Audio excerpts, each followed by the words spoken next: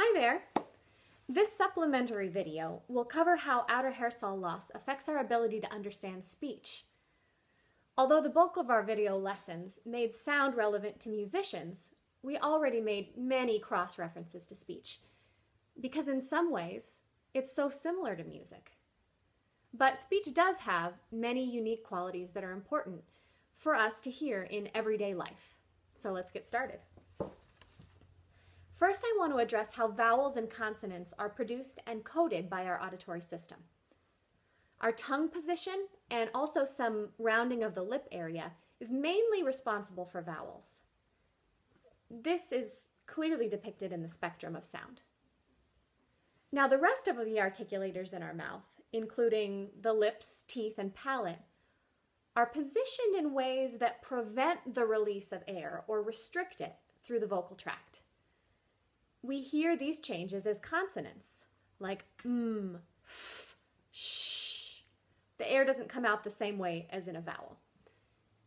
Now, a special feature of consonants that we should talk about is the place.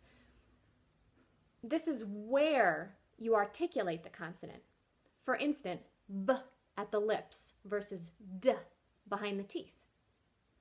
This aspect of consonants is also coded in the spectrum, very similar to vowels, because they both deal with the amount of energy at a specific place based on the positioning of the articulators.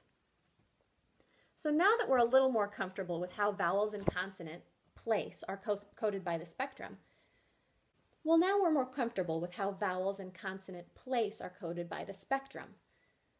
And we've already learned how outer hair cells assist with the amount and precision of that movement.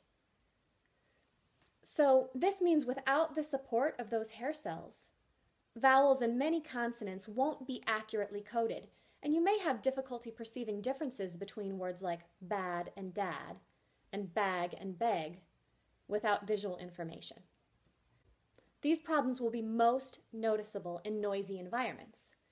In quiet, listeners can rely on the temporal code to make up for these weaknesses in the rate place code. But when multiple frequencies are introduced, like in noise, then the sharp dips in the waveform get kind of filled in, so that the listener won't be able to rely on either auditory code. So, noise will always mess with our ability to distinguish between vowels and most consonants. But speech is also characterized by prosody, which is made up of variations in intonation, level, and tempo. This is kind of the rhythm and melody of speech. This idea in speech is very closely tied to music.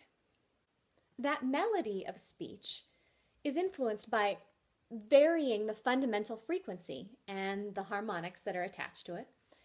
This allows us to stress certain syllables and switch statements into questions in order to convey different emotions.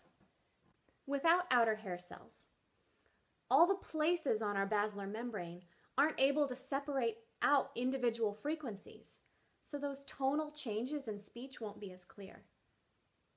Just as this affected musicians with absolute or perfect pitch, it'll make speech perception more difficult for tonal language users. For example, those who speak Mandarin.